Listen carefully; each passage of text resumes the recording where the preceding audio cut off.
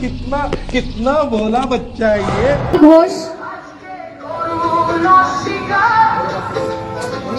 সোমনাথ দে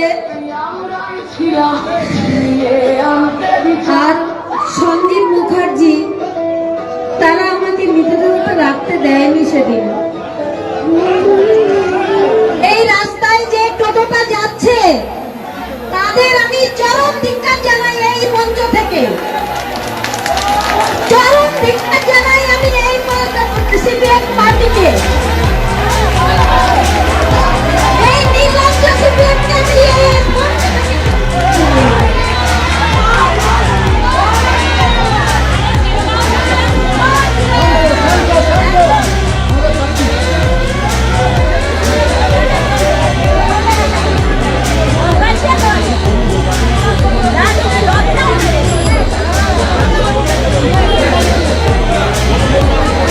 দেখতেই পাচ্ছেন আমাদের রাজ্যের কি অবস্থা। আমি যেখানেই যাচ্ছি সেখানেই তৃণমূল বা সিপিএম আমি নাম করেই এখন বলছি, আমাকে এভাবেই অ্যাটাক করছে। আমি নাকি মিথ্যাবাদী কাকিমা এসব বলছে, শুনলেন আপনারা নিজেরাই। আমি জীবনে কোনোদিন মিথ্যে কথা বলতে শিখিনি আর মেয়েকেও শেখাইনি।